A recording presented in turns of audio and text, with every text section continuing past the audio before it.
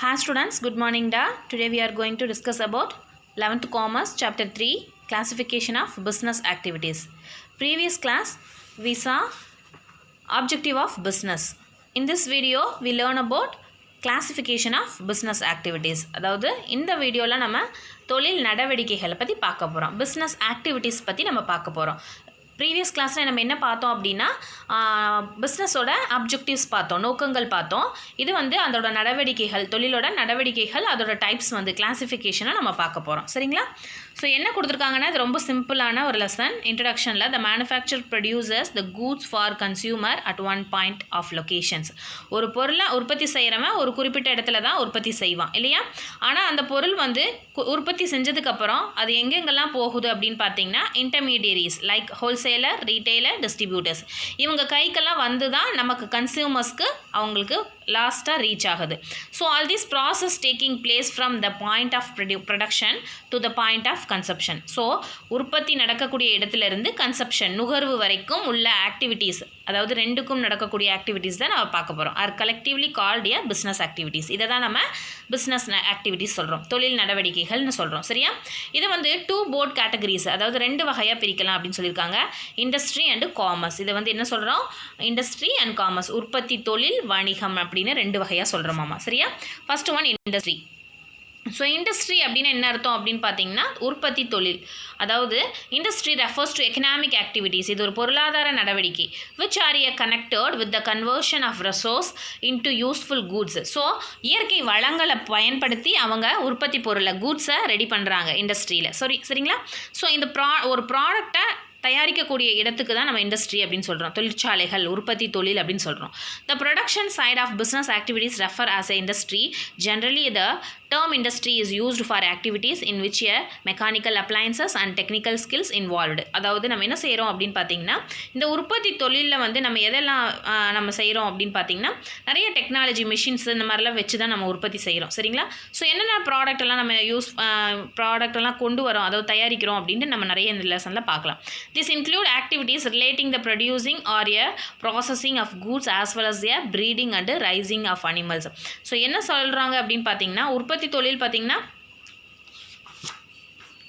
நிறைய ப்ரீடிங், அதாவது ஒரு அனிமல்ஸ் வச்சோ அல்லது என்னது நிறைய ஒரு திங்ஸ் வச்சு மெக்கானிக்கல் அப்ளைன்சஸ் வச்சு இந்த பொருட்களெல்லாம் நம்ம உற்பத்தி செய்கிறோம் அப்படின்னு சொல்கிறாங்க. ஸோ ஒரு ப்ராடக்ட் தயாரிக்கணும்னா நிறைய பொருட்கள், உதாரணமாக சிமெண்ட்டு, அதுக்கப்புறம் இன்னும் ஜவுளி தொழில், இந்த மாதிரி நிறையா பொருட்கள் இருக்குது. ஸோ ஜவுளி தொழிலுக்கெல்லாம் என்ன பண்ணோம் அப்படின்னு பார்த்தீங்கன்னா ஒரு தோல் ஆலைகள்லேருந்து ஸ்வெட்டர்லாம் செய்யணும்னா தோலில் யூஸ் பண்ணி செய்கிறோம். ஸோ அனிமல்ஸோட தோல்ஸ் எல்லாம் நம்ம யூஸ் பண்ணுறோம். பேக்கு, அந்த மாதிரி நிறையா ஷூஸு இந்த மாதிரிலாம் ரெடி பண்ணும்போது நம்ம நிறையா வந்து அந்த மாதிரி நம்ம யூஸ் பண்ணுறோம். ஸோ அனிமல்ஸை பட்டும்போது பட்டுப்பூச்சியோட நூல் தயாரிக்க அதை யூஸ் பண்ணுறோம். ஸோ அந்த மாதிரி. சரிங்களா? ஸோ இண்டஸ்ட்ரியில் நிறைய இருக்குது அப்படின்னு சொல்கிறாங்க. The term industry also under used to mean group of firms producing similar or related goods. For example cotton textile industry refers to all manufacturing units producing textiles, goods, cotton, இதெல்லாமே cotton இருக்கட்டும், இண்டஸ்ட்ரியில் நிறைய தயாரிப்பு பொருட்கள் இதெல்லாம் ஓரியன்டாக தான் இருக்குது. Similarly electronic industry would include all firms producing electronic goods. அதாவது எலக்ட்ரானிக் மீன்ஸ் எலக்ட்ரானிக் பொருட்கள் தயாரிக்கிறதுக்கு அவங்களுக்கு எலக்ட்ரானிக் சரக்கு பொருட்கள் நிறைய தேவைப்படும். So further in common parallels certain service like banking and insurance are also referred to as industry. So இந்த banking industry, insurance industry. So என்ன பண்ணுறாங்க, அதே மாதிரி என்னென்னு பார்த்தீங்கன்னா இண்டஸ்ட்ரியில் வந்து பேங்கிங் இண்டஸ்ட்ரி இருக்குது. இந்த மாதிரி நிறையா வந்து எலக்ட்ரானிக் சிஸ்டத்தை தான் நம்ம யூஸ் பண்ணுறோம். ஸோ அந்த இன்சூரன்ஸ் இண்டஸ்ட்ரி, அதாவது காப்பீடு தொழிற்சாலை, இந்த மாதிரி பேங்கிங் இண்டஸ்ட்ரி, அதாவது வங்கிகள் தொழிற்சாலை இந்த மாதிரி இருக்குது. சரிங்களா? ஸோ அந்த மாதிரி இருக்கும்போது அவங்க எல்லாமே எதை பேஸ் பண்ணியிருக்காங்கன்னு பார்த்தீங்கன்னா எலக்ட்ரானிக்ஸை பேஸ் பண்ணி தான் இருக்காங்க. ஸோ ஒரு மிஷின் வேணும், எலக்ட்ரானிக் மிஷின், ஏடிஎம் மிஷின் வேணும்னாலே அதை வந்து ஒரு இண்டஸ்ட்ரியில் தயார் பண்ணணும். ஸோ இந்த மாதிரி எல்லாமே ஒன்று சார்ந்து தான் இருக்குது அப்படின்னு சொல்லியிருக்காங்க. ஸோ அதை தான் பார்க்க போகிறோம். அடுத்தது பார்த்திங்கன்னா கைண்ட்ஸ் ஆஃப் இண்டஸ்ட்ரி, அதாவது இண்டஸ்ட்ரியோட வகைகள் பற்றி பார்க்க போகிறோம். உற்பத்தி தொழிற்சாலைகளோட வகைகள், அதாவது industry may be classified 2 broad categories நம்ம பார்த்தோம் ஆல்ரெடி. அதில் பார்த்தீங்கன்னா ஃபஸ்ட் இண்டஸ்ட்ரி பார்த்திங்கன்னா ஆன் த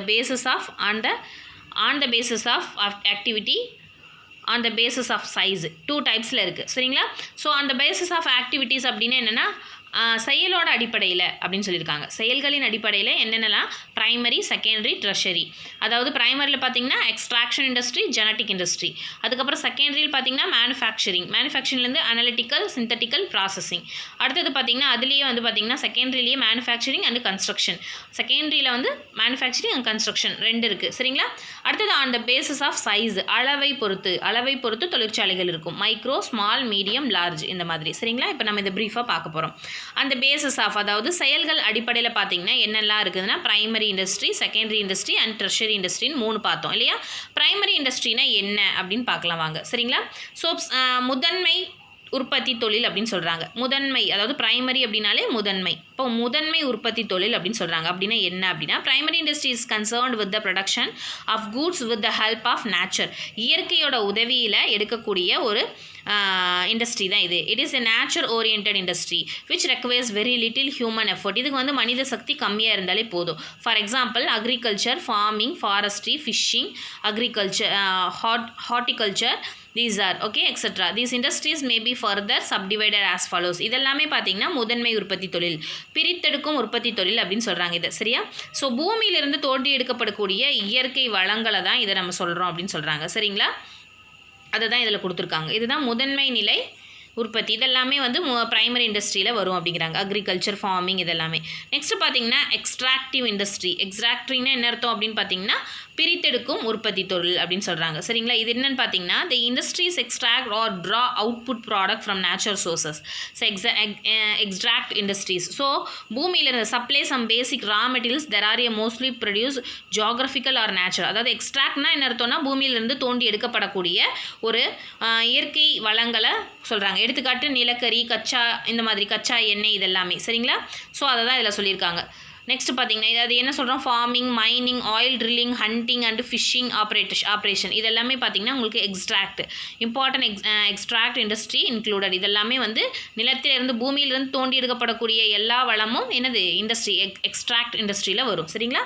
அடுத்தது பார்த்தீங்கன்னா ஜெனட்டிக் இண்டஸ்ட்ரி. நம்ம என்ன பார்த்தோம், ஜெனட்டிக் இண்டஸ்ட்ரின்னா என்ன அர்த்தம் அப்படின்னு பார்த்தீங்கன்னா உங்களுக்கு மரபுசார் உற்பத்தி தொழில்கள் அப்படின்னு சொல்கிறாங்க. ஸோ அந்த மாதிரினா these industry remain engaged in breeding plant and animals for their use further reproduction the seeds. So என்ன ஆகும், nursery companies, poultry, dairy, piggery, hatcheries, nursery, fisheries, apiary, etc. This classic examples a genetic industry. So தாவரங்களும் விலங்குகளும் மிருகங்கள்லாம் இருக்கு இல்லையா, so நுகர்வோரோட உபயோகத்திற்காக வளர்க்கப்படக்கூடிய மரபுசார் உற்பத்தி, அதாவது genetic industry. அப்போ ஜெனட்டிக்னா என்ன அர்த்தம் அப்படின்னு பார்த்தீங்கன்னா ஆடு மாடுகள்லாம் வளர்த்துறோம் இல்லையா, மனிதன் பயன்படுத்திற்காக வளர்த்தக்கூடிய ஒரு இண்டஸ்ட்ரி தான் அதை சொல்கிறோம். தாவரங்களாக இருக்கட்டும், மிருகங்களாக இருக்கட்டும், நுகர்வோரோட உபயோகத்திற்காக வளர்க்கக்கூடிய ஒரு தொழிற்சாலை தான் ஜெனட்டிக் இண்டஸ்ட்ரி. ஸோ எடுத்துக்காட்டு என்னென்னா கால்நடைகள் வளர்ப்பு, அதுக்கப்புறம் கோழி வளர்ப்பு, மீன் வளர்ப்பு, ரப்பர் மரம் வளர்ப்பு, காடு வளர்ப்பு, இந்த மாதிரி இதெல்லாமே என்னென்னு பார்த்தீங்கன்னா ஜெனட்டிக் இண்டஸ்ட்ரி. ஏன்னா அதுலேருந்து திரும்ப மாடுனா இன்னும் குட்டி போட்டு அந்த மாடுகளை விற்கிறது, ஆடுகளை விற்கிறது, கோழிகளை விற்கிறது, இந்த மாதிரி. சரிங்களா? அதே மாதிரி ரப்பர் மரம் வளர்த்து அதில் கிடைக்கக்கூடிய எலிமெண்ட்டை வந்து நம்ம வந்து ஒரு பொருளாக உருவாக்கி அதை சேல் பண்ணுறது. அந்த மரம் அழியாது, அதுக்கு நமக்கு என்ன ரீப்ரொடக்ஷன் பண்ணிகிட்டே இருக்கும். ஸோ அந்த மாதிரி இருக்கிறது தான் ஜெனட்டிக் இண்டஸ்ட்ரி. நெக்ஸ்ட் பார்த்தீங்கன்னா secondary industry. These are concerned with using the materials which have already been extracted at primary stage. These industry process such materials to produce goods final consumption or for further processing by other industrial units. அதாவது secondary units அப்படின்னா என்னென்னா இரண்டாம் நிலை உற்பத்தி, அதாவது இரண்டாம் நிலை. Primary வந்து ஃபஸ்ட்டு வந்து பிரைமரி இண்டஸ்ட்ரி பார்த்தோம். இப்போ நம்ம என்ன பார்க்க போகிறோம் அப்படின்னு பார்த்தீங்கன்னா இரண்டாம் நிலை உற்பத்தி தொழிலை பற்றி பார்க்க போகிறோம். இதில் என்னென்ன அப்படின்னு பார்த்தீங்கன்னா this concerned with using materials. இது வந்து என்ன பண்ணுறோன்னா தயாரிப்பு கச்சா பொருட்கள் அல்லது ஒரு பகுதியாக முடிவு பெற்ற பொருட்களை பயன்படுத்தக்கூடிய அளவில் இது இருக்கும் அப்படின்னு சொல்கிறாங்க. ஸோ என்ன அப்படின்னு பார்த்தீங்கன்னா எதெல்லாம் வரும் அப்படின்னு பார்த்தீங்கன்னா இதில் ஒரு பாதி தயாரான பொருளை இதை வந்து யூஸ் பண்ணுவாங்க. ஸோ அவங்களுக்கு என்னென்னா என்ன சொல்லணும் அப்படின்னு பார்த்தீங்கன்னா this industry process such materials produce goods or final consumption. அதாவது ஒரு கூட்ஸ் வந்து ஃபைனல் கன்சப்ஷனுக்கு போகணும்னா இங்கே வந்து அந்த பொருள் வந்து தயாரிக்கும் அப்படின்னு சொல்லியிருக்காங்க. So for example mining, iron ore are a primary industry, but a manufacturing of steel way further processing the raw ions in a secondary industry. Secondary industry may be further divided as follows.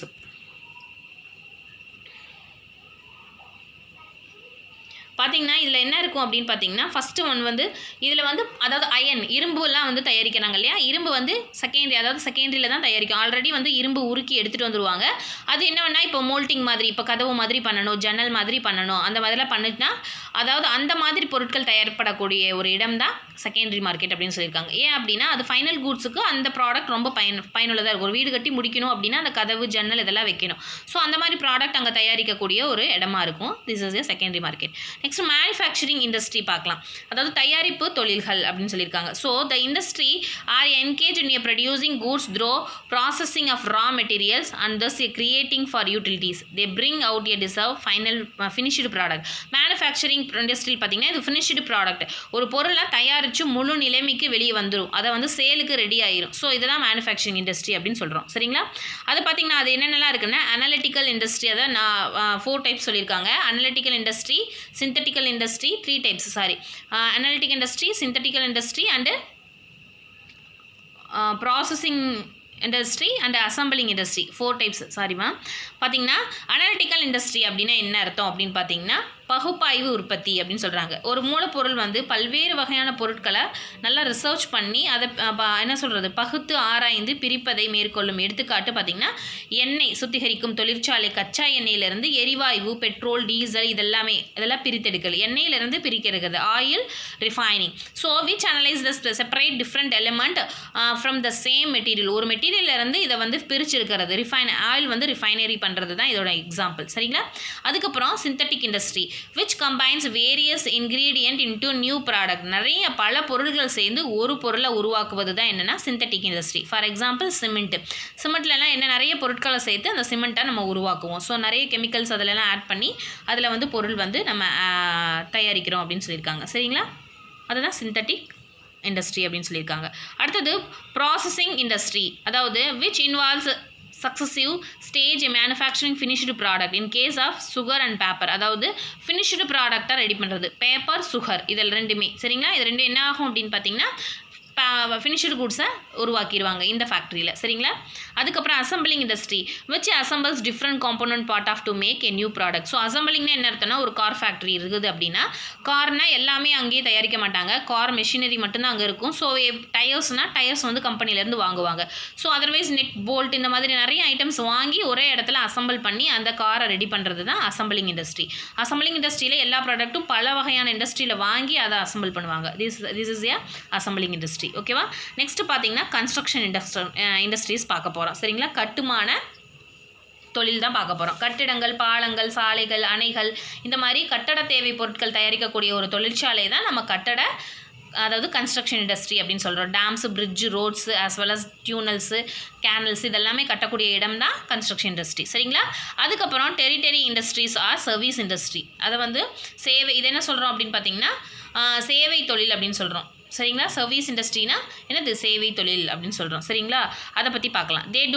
they do not produce goods. This industry produce utility service and them at profit. So இங்கே என்ன பண்ண மாட்டாங்க, service industry அப்படின்னா இங்கே வந்து பொருளை தயாரிக்க மாட்டாங்க. தே ஹெல்ப் ட்ரேடு, நம்ம காமர்ஸ்க்கு அதாவது என்ன சொல்கிறாங்க வணிகத்துக்கு உதவி செய்கிற விதமாக இருக்கும். ஸோ அந்த மாதிரி என்ன இண்டஸ்ட்ரி அப்படின்னு பார்த்தீங்கன்னா the term include ஆக்சிலரிஸ் and trade liking bank. அதாவது ஒரு தொழில் நடக்குது அப்படின்னா நிறைய சர்வீசஸ் வேணும். பேங்க் சர்வீஸ் வேணும், இன்சூரன்ஸ் சர்வீஸ் வேணும், பண்டக காப்பகங்கள், வேர் ஹவுசஸ், அட்வர்டைஸ்மெண்ட் இதெல்லாமே நமக்கான சர்வீசஸ். அவங்க சர்வீசஸ் செய்கிறாங்க. இதுவும் ஒரு இண்டஸ்ட்ரி தான். இதை தான் நம்ம என்ன சொல்கிறோம் treasury industry or treasury industries or service industries. நல்லா புரியணும் உனக்குன்னா சர்வீஸ் இண்டஸ்ட்ரி வச்சுக்கோ. நம்ம ஒரு தொழில் செய்கிறோம் அப்படின்னா நமக்கு பேங்க் சர்வீஸ் வேணும், இன்சூரன்ஸ் சர்வீஸ் வேணும், எல்லாமே வேணும். ஸோ அவங்கெல்லாம் நமக்கு சர்வீஸ் செய்கிறாங்க. So these are also industry only. So இது என்னன்னா இதுவும் ஒரு இண்டஸ்ட்ரி தான் அப்படின்னு சொல்கிறாங்க. அதாவது சேவை தொழில்கள் அப்படின்னு சொல்கிறாங்க. இந்த மாதிரி சேவை தொழில் என்ன பண்ணுறாங்கன்னா அவங்களோட ப்ராஃபிட் அதாவது அவங்களோட ஃபீஸ் மாதிரி வச்சுக்கிட்டு அவங்க என்ன பண்ணுறாங்க நமக்கு சர்வீஸ் பண்ணுறாங்க. ஸோ கிளாசிஃபிகேஷன் இதோட வகைகள் பார்த்தீங்கன்னா பர்சனலிட்டி சர்வீஸ். ஸோ பர்சனலிட்டி சர்வீஸ்னால் என்ன, இண்டிவிஜுவல் அண்ட் ப்ரைவேட் இன்ஸ்டியூஷன், தனி மனிதனாகவும் இருக்கலாம், ஒரு ப்ரைவேட் இன்ஸ்டியூஷனாகவும் இருக்கலாம். செல்லிங் த சர்வீஸ், அவங்களோட சர்வீஸை நம்மக்கிட்ட சேல் பண்ணுறாங்க. ஸோ என்னென்னா ஒரு பிளம்பர் வரான், நமக்கு பைப் ரிப்பேர் ஆயிடுச்சு, பிளம்பர் வராங்க. அவன் வந்து என்ன பண்ணுறான் சர்வன்ட் மைண்ட். அவன் வந்து என்ன பண்ணுறான் சர்வன்ட் மைண்ட்னா அவன் வந்து ஒரு வேலை செஞ்சு நம்மகிட்ட பணம் வாங்குறதுக்காக வரான். So this is a personalise service. Plumber example. அடுத்தது பப்ளிக் சர்வீஸ். பப்ளிக் சர்வீஸ்னா government hospital, schools, polices, government officials இவங்கெல்லாம் நம்ம சேலரி வாங்கிட்டு நமக்கு வந்து சர்வீஸ் பண்ணுறாங்க கவர்மெண்ட் இருந்து. So provide service to people or behalf the government without profit motive வந்து ப்ராஃபிட் மோட்டிவ்லாம் கிடையாது. என்ன பண்ணுறாங்க, அவங்க சம்பளம் வாங்கிட்டு நமக்கு சர்வீஸ் பண்ணுறாங்க. So this is a public service. அடுத்தது distributive service, transportation, warehousing, logistics, salesman இவங்க எல்லாமே, போக்குவரத்து இவங்கெல்லாம் என்ன பண்ணுறாங்க, நமக்காக விநியோகம் செய்கிறதுக்காக போக்குவரத்து, விற்பனை, பண்டக காப்பகங்கள், ஏற்றி செல்தல், ஏற்றுறது இறக்குறது இந்த மாதிரி வேலை எல்லாமே என்ன பண்ணுறாங்க, இந்த டிஸ்ட்ரிபியூஷன் சர்வீஸ் செய்கிறாங்க. சரிங்களா, நமக்காக. அடுத்தது ஃபினான்ஷியல் சர்வீஸ். பேங்க்கை வந்து நமக்காக ஃபினான்ஸ் வந்து லோன்லாம் கொடுக்குது இல்லையா, ஃபேக்டரிங் கடனை வசூல் பண்ணி கொடுக்குது, அக்கௌண்டிங் அண்ட் இன்சூரன்ஸ் எக்ஸட்ரா இதெல்லாமே, காப்பீடு இதெல்லாமே பண்ணி கொடுக்கறது finance service. Next quaternary service. Quaternary சர்வீஸ்னால் என்ன அர்த்தம் அப்படின்னு பார்த்தீங்கன்னா, தனித்துவ சேவைகள், சிறப்பு தொழில், திறமை மற்றும் உயர் தொழில்நுட்ப சேவைகள் இதெல்லாமே, அதாவது personal or specialised skills, high technology are used provide the type service. அதாவது அதிகமாக என்ன பண்ணணும், அப்போ எடுத்துக்காட்டு பார்த்திங்கன்னா இந்த மென்பொருள்லாம் இருக்கும் இல்லையா, சாஃப்ட்வேர், இதுக்கெல்லாம் ஆடிட் பார்க்குறது, மருத்துவ ஆலோசனை, கன்சல்ட்டிங்கு இந்த மாதிரிலாம் பண்ணுறாங்க இல்லையா, எக்ஸ்ட்ரா சர்வீஸ், அதான் குவாட்டனரி சர்வீஸ் அப்படின்னு சொல்கிறோம். கன்சல்ட்டிங் போகிறோம் இல்லையா கேன்வாஸ்க்கெலாம், அந்த மாதிரி சாஃப்ட்வேர் டெவலப்மெண்ட், ஆடிட்டு, ரிசர்ச் இதெல்லாமே டெவலப்மெண்ட் இதெல்லாம் பண்ணி கொடுக்குறது நமக்கு வந்து இது என்ன வரும், இந்த இதில் வரும். சரிங்களா, குவாட்டனரி சர்வீஸில் வரும். அடுத்தது குவாட்டனரி சர்வீஸ் அப்படின்னு என்ன அர்த்தம்னா, தனித்திறன் சேவை. புது புது எண்ணத்தை உருவாக்கி ஒரு ஐடியாஸ் கொடுப்பாங்க, new ideas generate a new technology. நிறைய ஐடியாஸ் கொடுத்து ஒரு பொருளை இனோவேஷன் பண்ணக்கூடிய ஒரு விஷயம் தான் குவாட்டனரி சர்வீஸில் வரும். சரிங்களா, individual expert their decision influence nations, international institution extra inventors. So என்ன பண்ணுறாங்க, புதுசாக பொருட்களை தயாரிக்கிறதுக்கு இந்த தனித்திறமை ரொம்பவுமே தேவைப்படுது அப்படின்னு சொல்லியிருக்காங்க. அடுத்தது பார்த்திங்கன்னா அந்த பேசஸ் ஆஃப் சைஸ் வாரியா, அதாவது அந்த பேசஸ் ஆஃப்னா என்னது, அளவு அடிப்படையில் எப்படி பிரிக்கிறாங்கன்னா, மைக்ரோ இண்டஸ்ட்ரி, அடுத்தது ஸ்மால் இண்டஸ்ட்ரி. அதாவது மைக்ரோனா குறுந்தொழில், ரொம்ப சின்ன சைஸ் சின்ன அளவில் பட்ஜெட் வச்சு பிஸ்னஸ் பண்ணுறது. அடுத்தது ஸ்மால் இண்டஸ்ட்ரினா சிறு தொழில்கள். அடுத்தது பார்த்திங்கன்னா மீடியம் இண்டஸ்ட்ரி, நடுத்தர, அதாவது ஒரு மீடியமான ஒரு இண்டஸ்ட்ரி. அடுத்தது லார்ஜ் இண்டஸ்ட்ரி, பெரிய அளவில் தொழிற்சாலைகள். அடுத்தது பார்த்திங்கன்னா அதுதான் பேசிஸ் ஆஃபில் கொடுத்துருக்காங்க. காமர்ஸ் அப்படின்னு கொடுத்துருக்காங்க. அடுத்தது காமர்ஸ் அப்படின்னா என்ன அர்த்தம், வணிகம். பொருட்களும் சேவைகளும் தயாரிப்பிலிருந்து நுகர்வோருக்கு டிரான்சாக்ஷன் பண்ணக்கூடிய இன்பிட்வீனில் நடக்கக்கூடிய எல்லா விஷயமும் காமர்ஸ். வணிகம் அப்படிங்கிறது ஒரு தொடர்புடைய சில ஆக்டிவிட்டீஸை இதை உள்ளடக்கியிருக்கு. ஒரு நாடு அல்லது ஒரு மாநிலமாக இருக்கட்டும், இது என்னது, அனைத்து நடவடிக்கைகளும் ஆக்டிவிட்டீஸும் காமர்ஸ் தான் அப்படின்னு சொல்லியிருக்காங்க. வணிகம் அப்படிங்கிறது ரெண்டாக பிரிக்கிறாங்க, ஒன்று வியாபாரம், இன்னொரு வியாபாரத்திற்கு உறுதுணையாக ஹெல்ப்ஃபுல்லாக இருக்கக்கூடிய விஷயம் அப்படின்னு சொல்லியிருக்காங்க. சரிங்களா, அடுத்தது பார்த்திங்கன்னா ட்ரேட்னா என்ன அர்த்தம் அப்படின்னு பார்த்திங்கன்னா, வணிகம், ஸோ வியாபாரம் அந்த மாதிரி. Trade is essential part of காமர்ஸில் ஒரு ரொம்பவே முக்கியமானது. Term trade is use a denote buying a selling, விற்கிறதும் வாங்குறதும் இங்கே நடக்குது. It helps making the goods and produce available ultimate consumers. So ultimate என்ன சொல்கிறாங்க அப்படின்னு பார்த்தீங்கன்னா, வணிகம் அப்படிங்கிற ஒரு சொல் வந்து வாங்குறது விற்கிறது நடக்கும் அப்படின்னு சொல்லியிருக்காங்க. அது போக உற்பத்தி செய்யப்பட்ட பொருளை இறுதி நிலை, அதாவது அல்டிமேட் கன்சியூமருக்கு போகிற வரைக்கும் இது வந்து ரொம்பவுமே முக்கியமானது. உற்பத்தி வந்து நுகர்வோருக்கும் உற்பத்தியாளருக்கும் இடையே செயல்படக்கூடிய வணிக நிலை, நுகர்வோருக்கு கொண்டு செல்லக்கூடிய செயலியும் இதில் இருக்குது அப்படின்னு சொல்லியிருக்காங்க. வணிகத்தை உள்நாட்டு வணிகம் எனவும் வெளிநாட்டு வணிகம் எனவும் சொல்கிறாங்க அப்படின்னு சொல்லியிருக்காங்க. த trade A middle man between A producer and consumers. Trade may be classified internal trade and external trade. உள்நாட்டு வணிகம், வெளிநாட்டு வணிகம் 2 வகையாக இருக்கும். அதே மாதிரி wholesale trade and retail trade அப்படின்னு 2 வகையாக இருக்குது அப்படிங்கிறாங்க. மொத்த வியாபாரி, சில்லறை வியாபாரி அப்படின்ட்டு. சரிங்களா, சில்லறை வணிகம், மொத்த வணிகம் அப்படின்ட்டு. அடுத்தது பார்த்திங்கன்னா டிரான்ஸ்போர்ட்டேஷன்னா தெரியும், selling all goods producers are near the production place is not possible, hence goods are to be sent at different places where they are demand. எங்கெல்லாம் டிமாண்ட் தேவை அதிகமாக இருக்கும் அங்கெல்லாமே பொருட்களை டிரான்ஸ்போர்ட் பண்ணணும். that medium which moves man and material. இடைநிலையர்கள் யாருன்னா மனிதர்களும் மெட்டீரியல்ஸும் இருக்குது அப்படிங்கிறாங்க, அதாவது சரக்கு பொருட்களும். from one place to another place called a transport. இதை தான் போக்குவரத்து அப்படின்னு சொல்கிறோம்.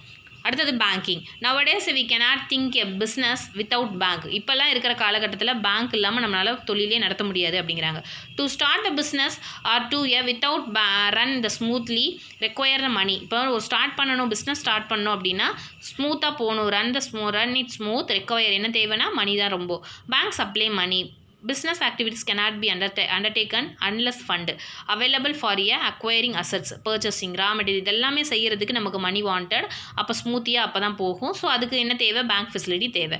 Materials and meeting other expenses necessary fund can be obtained from bank. Thus banking helps business activities to overcome the problem of finance. So அவன் என்ன பண்ணுறாங்க அப்படின்னா எப்போ ஒரு வியாபாரத்துக்கு ஏதாவது ஒரு ப்ராப்ளம் வந்துச்சுன்னா அதை க்யூர் பண்ணுறது பேங்க்கோட சர்வீஸ், அதாவது வேலை அப்படிங்கிறாங்க. அடுத்தது இன்சூரன்ஸ் அதே மாதிரி தான். Business involves various types of risk. பிஸ்னஸ்னு இறங்கிட்டாலே நிறைய ரிஸ்க் இருக்கும். அதை வந்து நம்ம காம்பன்சேட் பண்ணுறதுக்கு ரொம்பவுமே ஹெல்ப்ஃபுல்லாக இருக்கிறது இன்சூரன்ஸ் தான். Factory, building, machinery, furniture etcetera must be protected against fire, theft, other risk. இதில் இருந்தெல்லாம் காப்பாற்றணும், அகெயின்ஸ்ட் ஃபயர், தெஃப்ட்லேருந்துலாம் காப்பாற்றணும்னா கண்டிப்பாக இன்சூரன்ஸ் தேவைப்படும். Materials and goods held in stock in transit subject to risk of loss or damage. Employees are also required to be protected against the risk, accident and occupational hazards. இதெல்லாமே தாண்டி வரணும்னா நம்ம கண்டிப்பாக என்னது அபாயங்கள்லாம் தாண்டி வரணும்னா இன்சூரன்ஸ் கண்டிப்பாக தேவைப்படுது அப்படின்னு சொல்கிறாங்க. சரிங்களா? ஸோ அதான் அந்த payment of nominal premium amount, அதை நாமினல் ப்ரீமியம் அமௌண்ட் கொஞ்சமாக கட்டிட்டா அது நமக்கு ஏதாவது ஒரு லாஸ் டேமேஜஸ் ஆச்சுன்னா அதை காம்பன்சேஷன் பண்ணுறதுக்கு, இன்ஜூரி ஆச்சுனாலும் if any can be recovered insurance company இது வந்து என்ன பண்ணுது, ரெக்கவர் பண்ணி கொடுக்குது அப்படிங்கிறாங்க. அடுத்தது comparison between industry, commerce and trade. Industry, commerce and ட்ரேடுக்கு 3க்கு கொடுத்துருக்காங்க. இண்டஸ்ட்ரினா என்ன, காமர்ஸ்னா என்ன, ட்ரேட்னா அப்படின்னு நீ படித்தாலே புரியும். சரியா? அடுத்தது பார்த்தீங்கன்னா warehousing. Usually goods are not sold or consumed immediately. அப்போ கூட்ஸை உடனடியாக சேல் பண்ண முடியாது. ஆஃப்டர் ப்ரொடக்ஷன், அதாவது தயாரித்த உடனேயே பொருட்கள் விற்பனைக்கு போகாது. They are held a stock in to them available as when required. அதை என்ன பண்ணுவாங்க, ஸ்டாக் வச்சுக்குவாங்க. வென் ரெக்வயர்டு, எப்போ தேவைப்படுமோ அப்போ வந்து கொஞ்சம் கொஞ்சமாக ரிலீஸ் பண்ணுவாங்க. Special arrangement must be made for a shortage of goods to prevent loss or damages. Warehousing helps business or damages business firms overcome a problem storage. அதாவது இந்த மாதிரி ஸ்டோரேஜ் பண்ணக்கூடிய ப்ராப்ளமை தீர்க்கக்கூடிய விஷயமா இருக்குது வேர்ஹவுசிங். ஸோ ஸ்டோரேஜ் பண்ணி வச்சுக்கிட்டா எப்போல்லாம் எங்கே டிமாண்ட் வாண்டடோ அங்கே கொண்டு போய் சேர்த்துருவாங்க. Price are there be maintain. அதனால் எப்பயுமே அந்த பொருள் வந்து தயாரித்து நம்ம வேர் ஹவுஸ்லேயே வச்சிருக்கறனால அது எப்பயுமே நம்மக்கிட்ட இருந்துகிட்டே இருக்கும் இல்லையா? அப்போ நமக்கு என்ன ஆகும்னா பொருட்கள், அதாவது ப்ரைஸ் வந்து எப்படி இருக்கும் அப்படின்னா மெயின்டெனன்ட், ஒரே நிலையில் இருக்கும். விலை வந்து அதிகமாகாமல் அதே விலையிலேயே நம்ம சேல் பண்ணலாம். At reasonable level through a continuous supply of goods. So reasonable ப்ரைஸ்லேயும் நம்ம சேல் பண்ணலாம். அது போக என்னது, சப்ளை கூட்ஸ் கண்டினியூஸாக நம்ம சப்ளை பண்ணலாம். நம்ம ஆல்ரெடி தயாரித்து நிறைய வந்து வேர் ஹவுஸ் பண்டக காப்பகங்களில் வச்சுருக்கோம். அதை வந்து கொஞ்சம் கொஞ்சமாக நம்ம ரிலீஸ் பண்ணுவோம். ஸோ எல்லாத்துக்கும் எப்பயும் அந்த பொருள் கிடைக்கும். அது போக கண்டினியூஸாக நம்ம என்ன பண்ணலாம், ரிலீஸ் பண்ணலாம், பொருளை சேல் பண்ணலாம் அப்படின்னு சொல்லியிருக்காங்க. சரிங்களா? இதோட இந்த லெசன் கம்ப்ளீட் ஆகுது. இந்த லெசன் புரிஞ்சிருக்கும்னு நினைக்கிறேன். புரியலைன்னா நீங்கள் கமெண்ட் பாக்ஸில் ஏதாவது டவுட்னா கேட்கலாம். கண்டிப்பாக இந்த வீடியோ பிடிச்சிருக்குன்னு நினைக்கிறேன். பிடிச்சிருந்தா லைக் பண்ணுங்கள், கமெண்ட் பண்ணுங்கள், மறக்காமல் சேனல் சப்ஸ்கிரைப் பண்ணி வச்சுக்கோங்க. நெக்ஸ்ட் வீடியோ நெக்ஸ்ட் லெசனில் மீட் பண்ணலாம்.